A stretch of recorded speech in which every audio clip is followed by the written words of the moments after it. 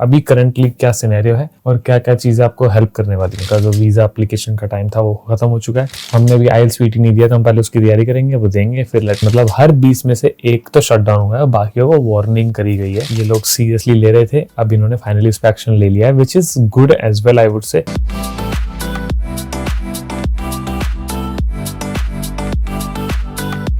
Hi guys, everyone, welcome back to another video. This is Caps Lock and today we are back with another video which will be जो भी currently एक नया visa update आया है।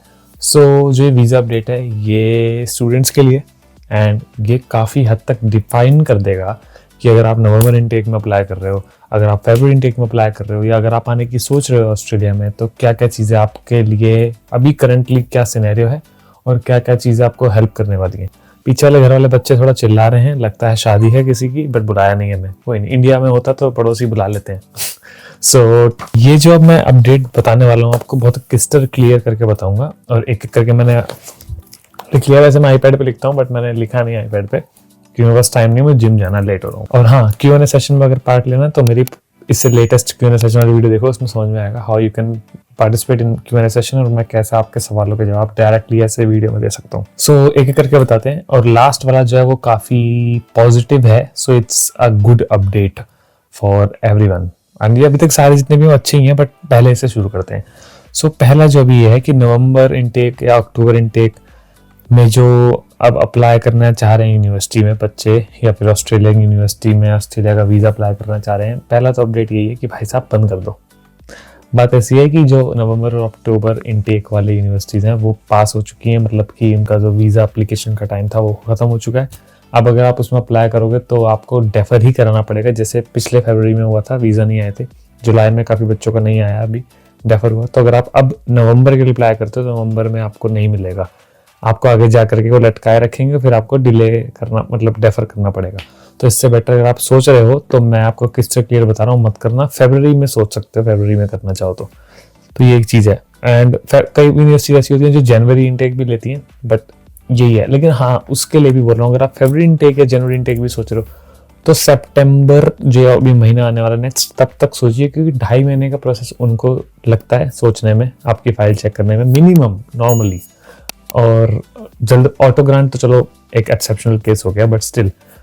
तो अगर आप जनवरी इनटेक में अप्लाई कर रहे हो, फरवरी इनटेक में अप्लाई कर रहे हो, नवंबर में तो अब गया टाइम जैसा मैंने कहा, तो मैं बोलूँगा आपको मैक्सिमम सितंबर मिड या सितंबर लास्ट वीक तक थोड़ा टाइम ले लो, उससे ऊपर मत जाना। फरवरी इनटेक वालों के लिए बात हो रही है। अब इसमें एक चीज़ और आती है कि जो लोग मानो सोचो कि एप्लीकेशन डाल रहे हैं और उन्हें अनकंडीशनल ऑफर लेटर चाहिए, बट वो सोचते हैं हमने भी आईएलटीएस स्वीटी नहीं दिया तो हम पहले उसकी तैयारी करेंगे, वो देंगे, फिर अपना फाइल करेंगे, लॉन्च करेंगे। तो मैं बोलूँगा ऐसा कुछ नहीं होता, अनकंडीशनल ऑफर लेटर ले लो, क्योंकि वो आता है आपके एकेडमिक्स के बेसिस पे जो आपने पढ़ाई करी है +2 या फिर बैचलर्स। एंड उसके बाद आपने जो आईएलटीएस स्वीटी उसे बुक कर लो और उसे बुक करने के बाद आप उसके एग्जाम बुकिंग की रिसीट भी लगा सकते हो कि मैंने बुक किया हुआ है। तो इस तरीके से प्रोसेस भी हो सकता है। जब मैं भी आया था तो मैंने यही किया था, मैंने अपना अनकंडीशनल ऑफर लेटर या मैंने आईएलटीएस की रिसीट लगाई तभी, एंड उसके बाद मैंने आईएलटीएस दिया था, फिर मेरा वीज़ा आया। तो ऐसे एक एक करके स्टेप हो जाते हैं। इट्स जस्ट ये मत सोचना कि मैं पहले एक स्टेप करूंगा फिर दूसरा, नहीं, कंसेक्यूटिवली आपको मल्टीपल स्टेप्स करने हैं ताकि आपका वीज़ा सही टाइम पे आ सके। एंड आप यही चीज़ फॉलो करोगे तो बेटर रहेगा, स्पेशली उन कोर्सेज में जैसे कि फार्मेसी हो गया, मास्टर्स या बैचलर्स हो गया। तो इसमें क्या होता है, लिमिटेड सीट्स होती है। नर्सिंग हो गया, रजिस्टर्ड कोर्सेज हैं ये, अच्छा खासे इसमें बच्चे आते हैं, बहुत सारी जनता भी है, लेकिन सबको मिलती नहीं है मौका पढ़ने का।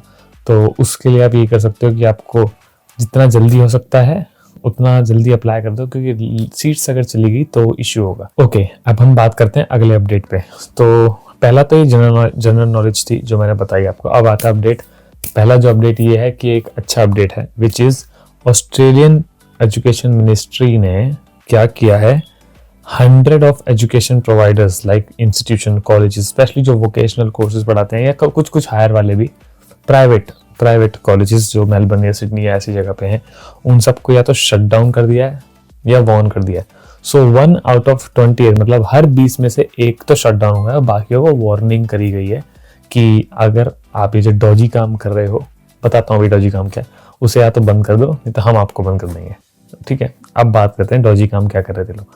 मान लो मैं एक्स नाम की यूनिवर्सिटी में आया हूँ, वाई नाम का कोर्स पढ़ना चाहता हूँ, मैंने एक्स नाम की यूनिवर्सिटी में एडमिशन ले लिया, वाई नाम का कोर्स ले लिया, आकर के चेंज कर लिया, ठीक है, 6 महीने बाद। अब इन यूनिवर्सिटी मैं इन कॉलेजेस में चला गया, सो कॉल्ड कॉलेजेस में, एंड जहाँ पढ़ाई नहीं हो रही है, जहाँ पर आपकी फेक अटेंडेंस लिखी जा रही है, जहाँ पर आपको एनरोल तो कर दिया जाता है लेकिन बाद में ये बोलते हैं कि आओ ना आओ कोई फर्क नहीं पड़ता। जो प्रॉपर कॉलेज जैसे दिखते भी नहीं, जैसा लगता है एक कमरा है बस एग्जाम्पल के तौर पे। वहाँ पर ना आप पढ़ाई कर रहे हो, फेक अटेंडेंस लग रही है, डिग्री तो आपकी पूरी हो रही है, एंड ये है कि आप इलीगली काम भी कर रहे हो, क्योंकि आपको वो कहते हैं फेक अटेंडेंस से जाओ मजे लो। तो आपने TFN पे तो काम किया, limited hours 24 hours per week तो काम किया, बट उसके ऊपर भी आपने कैश पे काम कर लिया। तो ये कुछ चीज़ है जो ये लोग सीरियसली ले रहे थे। अब इन्होंने फाइनली इस पर एक्शन ले लिया है, which is good as well I would say, क्योंकि एक्शन लेना ज़रूरी है, क्योंकि जो जेन्युइन बच्चा उसके मैं मानता हूँ उसको प्रॉब्लम होती है, एंड जो जेन्युइन वो भी है जिसने चेंज किया है बट वो अटेंडेंस लगा रहा है, पढ़ रहा है, वो भी सही है अपनी जगह, लेकिन जो अलग हैं वो तो अलग हैं, तो उनके लिए एक्शन लिया गया है। एंड आई बिलीव ये एक पॉजिटिव इम्पैक्ट लाएगा वीज़ा की फाइलिंग में, बच्चों पे एक अच्छा इम्पैक्ट पड़ेगा कि उन्हें पहले से पता होगा कि अगर हम ये गलती करेंगे तो क्या हो सकता है, ठीक है। और कैश पे वाला जो बच्चे काम करते हैं, एक पर्सनल ओपिनियन दे रहा हूँ, देखो करना है कर लो, मैं ना प्रमोट कर रहा ना मैं डिमोट बोलते हैं जो भी बोलते हैं वो कर रहा। तो फंसोगे तो गंदा फंसोगे, और नहीं फंसे तो जब तक चल रहा है चल रहा है, बात खत्म। ओके, अगला चीज़, अभी ये ख्याल है इमिग्रेशन डिपार्टमेंट की तरफ को जाता हुआ जो एजुकेशन मिनिस्ट्री ने दिया है, एंड ये काफ़ी पॉजिटिव अपडेट है अगर ये पॉसिबल हो जाता है तो अभी तक का ये अभी जो हाल फिलहाल जो सिचुएशन चल रही है उनके हिसाब से देखा जाए तो काफ़ी अच्छा अपडेट हो सकता है। सो इससे बाकी बच्चों का जो वीज़ा आने का चांस है वो बढ़ेगा, जो बच्चों के वीज़ा लगे उनकी प्रोसेसिंग टाइमिंग में कम हो जाएगा, जल्दी मीन्स जल्दी वीज़ा का रिजल्ट आएगा, पॉजिटिव नेगेटिव जो भी है डिपेंडिंग ऑन द फाइल। और ये है क्या, मैं आपको सस्पेंस नहीं बनाता, सीधे सीधे बोलता हूँ। ओके, सो एक जिन लोगों का रिफ्यूज़ल आया आपको नहीं पता, तो कई लोगों का आता है, या जिनको आया उनके दोस्तों ने बताया, उस पर लिखा होता है section 107 ministerial direction. Ministerial direction की वजह से बंदों के वीज़ा कैंसिल होते हैं और रिफ्यूज़ल आते हैं। रिफ्यूज़ल आने का बाद बंदा टेंस हो जाता है, और इसका सारा हम इमिग्रेशन डिपार्टमेंट को बोलते हैं कि भाई इनकी वजह से हमारा वीज़ा नहीं आया। नहीं, मिनिस्ट्रियल डायरेक्शन 107 ये कहता है कि कोई भी वीज़ा ऑफिसर, मान लो मैं या कोई और जो है, वो किसी भी अपने एक रीज़न की वजह से पूरी फाइल के अंदर ये सेक्शन 107 लिख करके वो फाइल रिफ्यूज़ कर सकता है। तो अभी तो उसके हाथ में ना, एक बंदे के हाथ में आपकी एक फाइल हो गई, तो इस चीज़ की वजह से जेन्युइन बच्चे भी जाते हैं, देखो फेक तो जाते ही जाते हैं बट जेन्युइन भी जाते हैं, तो उनका रिफ्यूज़ल आता है। तो इस चीज़ को ठीक करने के लिए उन्होंने क्या सोचा है कि जो ये वीज़ा प्रोसेसिंग में डिले है इनको हम सॉल्व करेंगे। और इनको हम सॉल्व कैसे करेंगे, हम इसको रिप्लेस करेंगे, सेक्शन को रिप्लेस करेंगे वीज़ा कैपिंग से। जो मैं कैपिंग की बात करता हुआ आया हूँ, अब थोड़ा सा ना इस पर ज़्यादा बात करने लगे हैं। हालांकि ये भी प्रूफ नहीं हुआ, ये भी फाइनल फुल्ली फ्लेज्ड बना नहीं है, बट इसके चांसेस हैं बनने के, और ये बनेगा तो काफ़ी पॉजिटिव रहेगा इससे वीज़ा प्रोसेसिंग में। तो यूनिवर्सिटीज़ जो होती हैं उनके ऊपर ना काफ़ी ज़्यादा प्रेशर पड़ा, जो सेकंड लेवल की यूनिवर्सिटी हैं, थर्ड लेवल की यूनिवर्सिटी हैं, क्योंकि वीज़ा लाने के लिए बंदों ने फर्स्ट लेवल की यूनिवर्सिटीज़ में अप्लाई किया, ग्रुप ऑफ 8 में अप्लाई किया।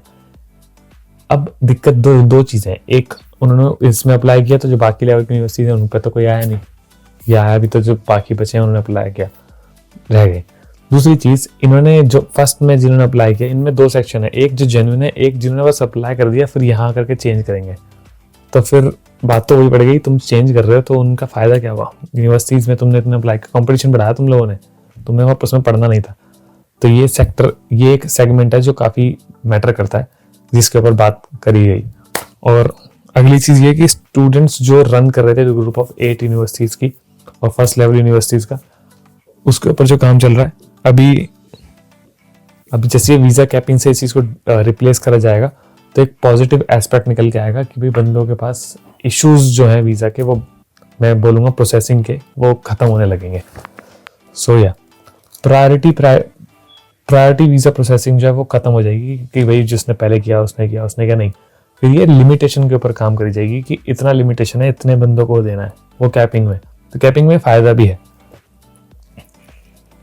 और जो ये प्रोसेसिंग करी जाएगी उसके बाद वीज़ा कैपिंग के बाद, उसमें ये होगा कि जो बंदे की प्रोफाइल है और जो इनटेक में वो अप्लाई कर रहा है, उन 2 चीज़ों के बेसिस पे वीज़ा मिला जाएगा, क्योंकि वो एक लिमिटेशन सेट कर दी जाएगी इसलिए। एंड उसमें लास्ट एक जो पॉजिटिव एस्पेक्ट निकल के आएगा वही कि बच्चे स्टूडेंट्स जो हैं वो कोर्स यूनिवर्सिटी चेंज करने से पहले 100 बार सोचेंगे और जेन्युइन जिसमें पढ़ना चाहते हैं वो उसी में अप्लाई करेंगे और उसी में आएंगे. So that's a good fact. So yeah, these were the updates. These were the things जो आपको ध्यान में रखना चाहिए. और लास्ट वाला भी बना नहीं है बट बन सकता है तो मैंने आपको बता दिया.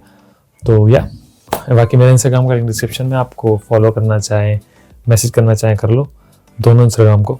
और मेरा यूट्यूब अपडेट्स के लिए आपको सब्सक्राइब करना है करो, कमेंट्स करना है करो.